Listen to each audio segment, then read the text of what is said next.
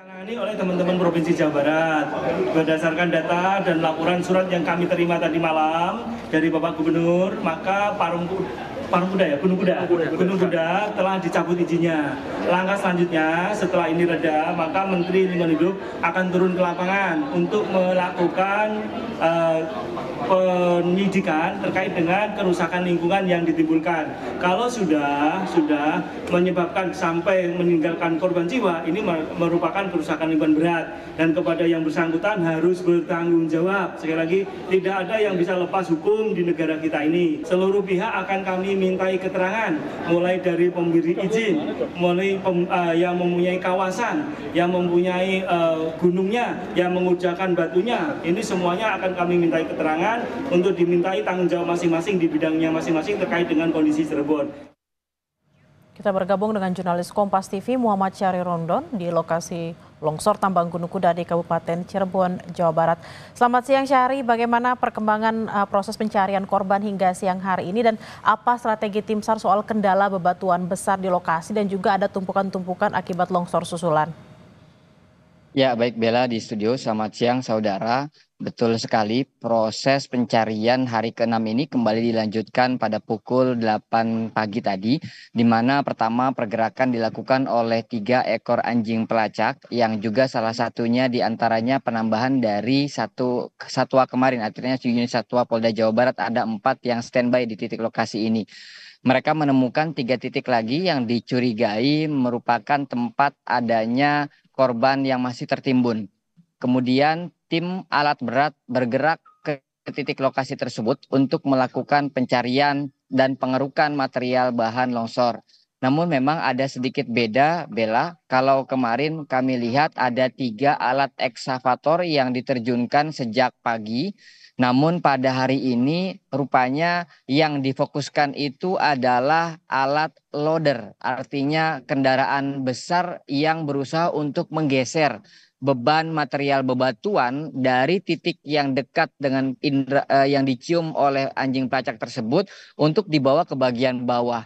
Tentu ini merupakan cara yang paling efektif untuk memudahkan apabila nanti setelah selesai waktu istirahat sudah cukup mudah untuk dikeruk lagi menggunakan alat berat, maka alat berat yang akan digunakan dan difungsikan. Selain itu memang proses pencarian juga masih pengawasan maksud kami dilakukan oleh tim inspektur tambang yang tepat berada di belakang saya. Tenda biru itu disediakan oleh tim gabungan untuk melakukan pemantauan dari beberapa jarak mengingat ada beberapa patahan-patahan tebing atau lereng yang masih berpotensi untuk terjadinya longsor.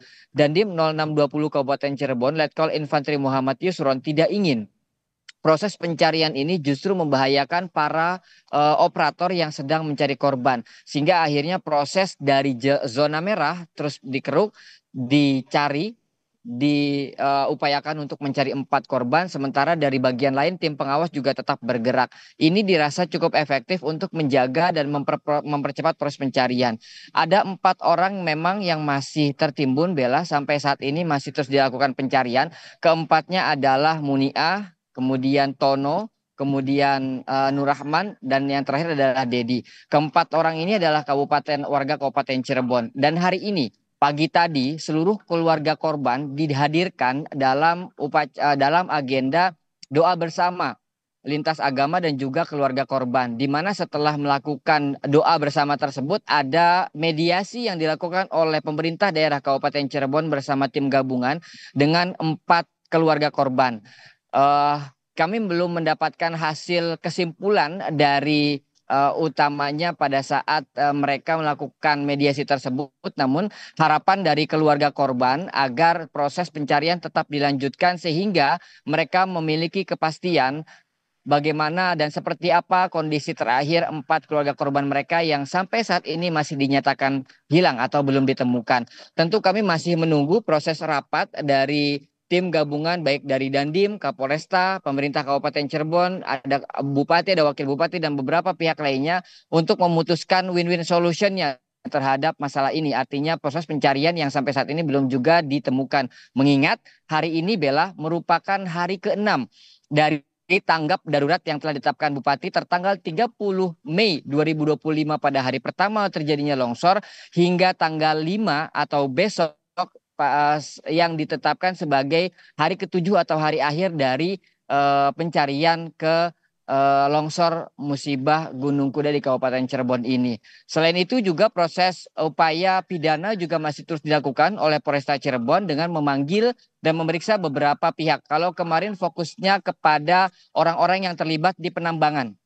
Saat ini mulai meluas dan dikembangkan ke beberapa soal perizinan dan juga pengawasan. Sehingga akhirnya beberapa pihak dari dinas juga dimintai keterangannya untuk memastikan bagaimana proses izin yang mereka tempuh selama melakukan penambangan di titik ini. Bella. Baik, terima kasih atas laporan Anda. Kita akan tunggu apa saja hasil mediasi hari ini. Apakah termasuk juga tetap menunggu, tetap mencari 4 korban yang masih hilang hingga saat ini meskipun waktu tanggap bencananya sudah berakhir. Terima kasih atas laporan Anda, Muhammad Syahri Romdon langsung dari Cirebon, Jawa Barat. Selamat bertugas kembali dan harap berhati-hati.